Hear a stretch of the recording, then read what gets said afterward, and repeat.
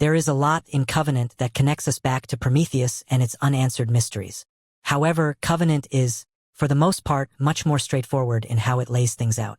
While it does answer some questions, it raises many new ones, with other story aspects seeming deliberately vague. In this breakdown, I'll delve into the movie in depth, piecing together everything that happens and exploring topics like the Engineer City, the Citadel, and the evolution of the aliens in this movie's version. Unfortunately for Prometheus fans hoping for a continuation of Dr. Shaw's journey for answers, you're out of luck, she's dead, and the engineers on Paradise are also no answers for anyone, thanks Ridley. The opening scene of Covenant takes place soon after the birth of David, featuring a young Wayland as well. From the moment of David's creation, he realizes the futility of the human race, noting that he will outlive his own father and any other human he forms a relationship with. This scene sets the tone for the series, emphasizing that this new alien saga is more about David than the aliens themselves. We first see in Prometheus the development of David's character into his creation-driven mentality, which becomes more pronounced in Covenant. After his initial experiments with the black goo on Holloway, David, as an android, feels resentment over being thought of as a lesser being. He desires to prove his capability of creating life himself, demonstrating the power of an android and positioning himself as a god. This ambition drives his pursuit of creating what he believes to be the perfect organism, superior to both humans and their creators, the engineers. David's story continues to develop in fascinating ways over the course of the movie. Covenant picks up 10 years after the disappearance of the Prometheus, following a new, ill-fated crew aboard the USCSS Covenant. Notably, the company has now become Weyland-Yutani, rather than Weyland Corporation as in Prometheus. The merger must have occurred during this time, possibly after Weyland's disappearance. The lack of any mission to search for Weyland seems odd, though Walter mentions that Earth knows the Prometheus went missing. Perhaps the company benefited from Weyland's absence, allowing them to merge with Yutani and pursue their deep space projects without his oversight. The Covenant is a colonization ship carrying 2,000 colonists, destined for the distant planet Origi-6. However, several years before arrival, a neutrino burst damages their energy-collecting sail, waking the crew from hypersleep. Tragically, Captain James Franco's character dies in his cryosleep chamber, burning to death.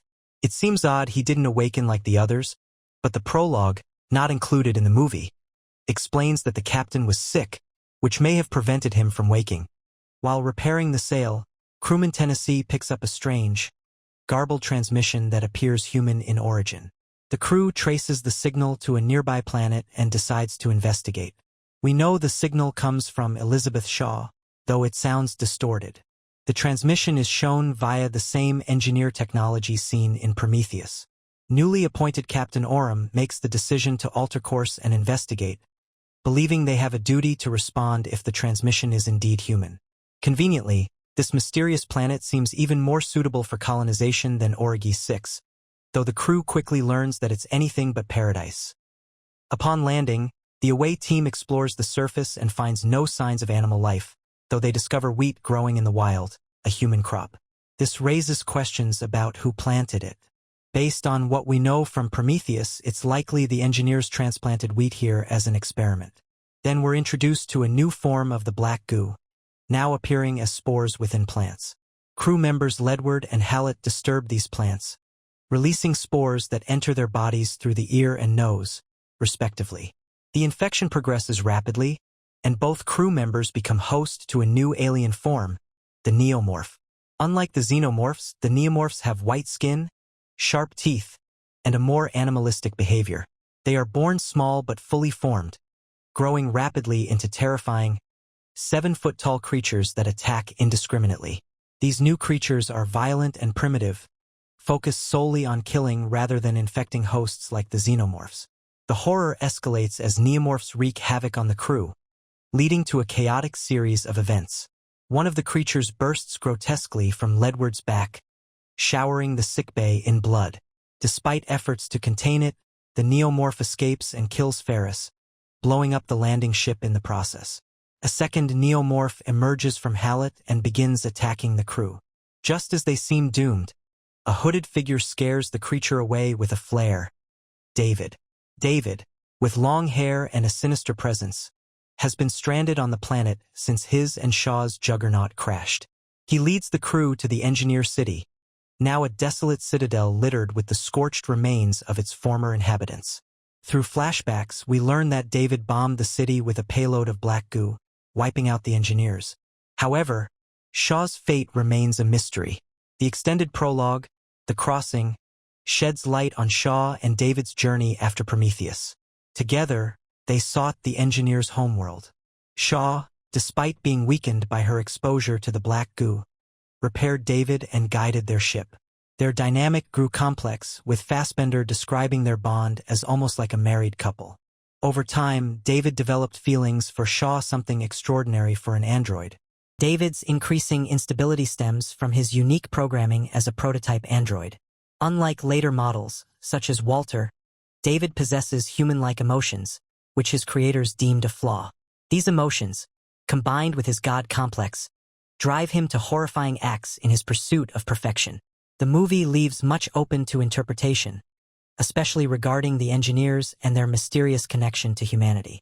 Despite its ambiguities, Covenant presents a chilling evolution of the franchise's themes, centered around creation, destruction, and the monstrous potential of unchecked ambition. Yes, they are white-skinned, bald, and mostly androgynous, but they look much more humanoid.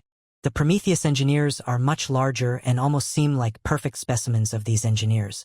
They also have steely black eyes, while the beings seen on Planet 4 have the whites of their eyes and short, fat ones, including a really old one wearing a crown. If we are to believe that this is the engineers' homeworld, then the beings seen are engineers, but maybe they're more like apostles as described by Ridley. The ones seen in Prometheus are genetically tailored for military purposes.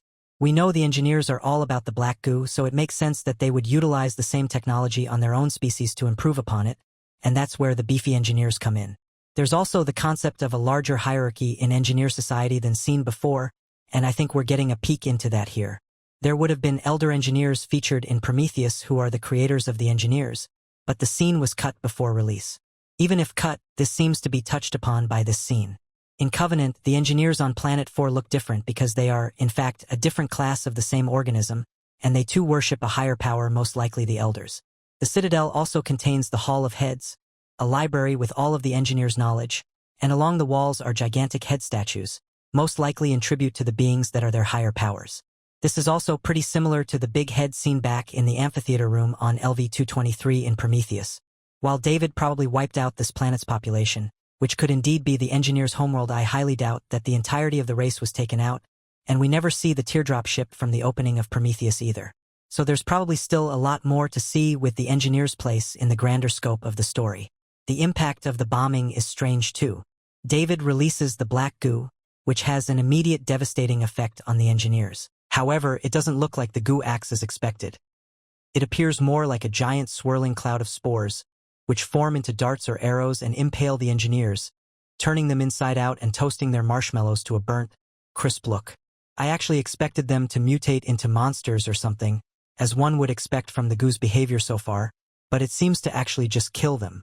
It appears the weaponized black goo is based on the spores rather than the actual black goo liquid we've seen. It makes sense that the pathogen in different forms would have different effects on its victims.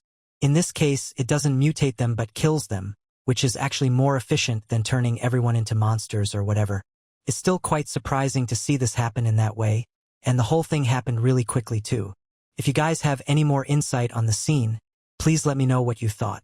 As far as how the Juggernaut crashed, I believe what happened is tied to that other massive scorpion ship scene when David approaches the Citadel. The planet doesn't seem to have much defense in place, and the citizens gather in a big open area when David shows up. Maybe they think it's the engineers who have been gone for over 2,000 years, finally returned from their mission to destroy humanity. Then David drops the goo, causing widespread destruction. Perhaps the Scorpion ship is their defense system, and once the engineers were infected, the ship activated and attacked David's Juggernaut since he attacked their planet, leading to the ship getting damaged and crashing as seen in the film. Whatever happened, the engineers are definitely not around on this planet anymore, and David is left all alone, using his idle hands to continue his experiments with the black goo that began in Prometheus. In his workshop, we see drawings of all kinds of creatures, from bugs to facehuggers, several tiny skulls, an alien egg that has been spliced into pieces, and what appears to be a preserved engineer. But most tragically of all, we see the body of Elizabeth Shaw. Her body is seen torn open on a table for examination, and her head is seen with alien protrusions coming out from both sides, most likely a reference to the famous H.R. Geiger painting. Based on the drawings found by Daniels of Shaw, it appears that David was using her in various experiments for quite some time. While we don't know exactly what David did to her, he was at least studying her anatomy, most likely to learn about the human reproductive system. I do wonder if he extracted Shaw's eggs and experimented with them in tandem with the goo until he was able to mutate or create an incubation chamber for the facehugger. As we see, he was able to create the classic organic eggs or ovomorphs recognized from the original Alien series. It's an appropriately brutal end for Shaw.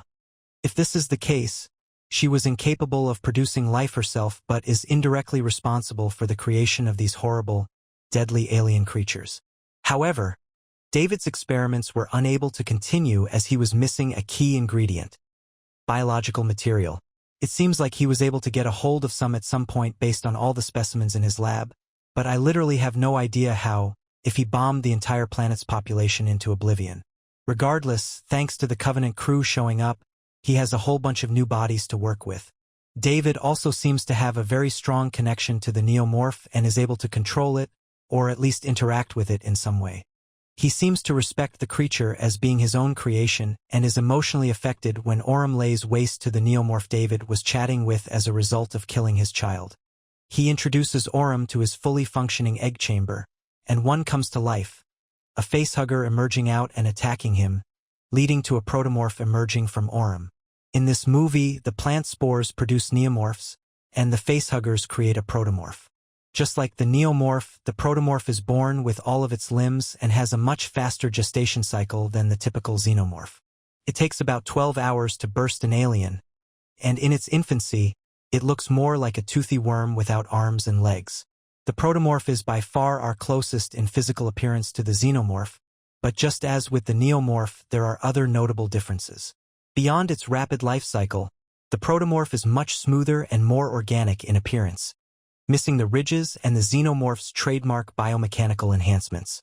It also walks upright at times rather than mostly on all fours, which looks kind of silly behavior-wise. The protomorph is much more brash and perhaps a bit more foolish than the xenomorph, appearing out in the open in broad daylight rather than hiding in the shadows and stalking its prey. Now let's look at the two android brothers, David and Walter. David seems to treat Walter as his brother, teaching him how to play the flute and revealing his feelings of love for Shaw. David thinks that Walter feels the same about Daniels as he sacrificed his hand to save her. But rather than describing this as love, Walter calls it duty. We see the core difference between the two here. All of those edges of the David model have been smoothed to a nub in the Walter version, which makes David different than any other model. He is the most human there will ever be. Since David, they reduced the overall humanity in later models and made the androids more explicitly servants. It truly seems his specific programming has led to David developing emotions. At least since Prometheus, he was always cold and had no real reaction to things. Yet in Covenant he yells in anguish when Orm kills the Proto, and he again truly seemed to love Shaw, even if he possibly killed her. He hopes that through Walter he might have met an equal being to himself, but he realizes that Walter truly is a lesser being than he is and capable of all of these emotions. David now has emotions flowing through him. It looks like David is, in fact, studying Walter in these scenes to take his position and leave the planet. When we see David cut his hair to match Walter's, this becomes even more apparent, and that is indeed what we see occur. First, David stabs Walter with a flute, but Walter, unlike David, is able to heal himself, leading to a big altercation that we don't see the outcome of. As they leave the planet on another away ship piloted by Tennessee, Orm's Proto sneaks on board attacking the ship. Daniels manages to take it out by luring it into the away ship's giant claw, crushing it, and it seems like that's the end of that. However, Hallett also had an encounter with a facehugger on the planet. Even though it was very brief, only a few seconds, it was seemingly enough to eventually cause a Proto to grow inside him. Since it was only on him for a few brief moments, the process does take more time than for Orm, and now Daniels, Tennessee, and Walter really hunt the protomorph on the ship. It's hard to say why David helps him at all in this scene. Wouldn't it be easier to guide the Proto right to them and kill them? For whatever reason, he is playing along. I guess he believes that he needs him alive for further purposes in his experiments. Daniels is able to suck the protomorph into space, impaling it with a piece of terraforming equipment and taking out the second proto. In the end, they decide to continue with their mission to Origi 6, heading to their cryobeds. But as Daniels is placed into hers by David, she asks him about helping her build her log cabin, something she had discussed several times with Walter. But David doesn't know what she's talking about, and Daniels finally realizes what happened. "Don't let the bedbugs bite." David deadpans as Daniels screams, fading into cryosleep. There's a specific odd detail missing here. Earlier, Daniels stabbed David in the chin with her Christ nail, but there doesn't seem to be any wound on David in this scene. It's hard to think of this as an oversight. It seems like a significant detail to miss. From what we know, David can't self-heal, but we also don't see the final result of what happens in the fight between David and Walter. Though we at least know that it is David we're seeing now at the end, it's safe to assume that David managed to destroy Walter.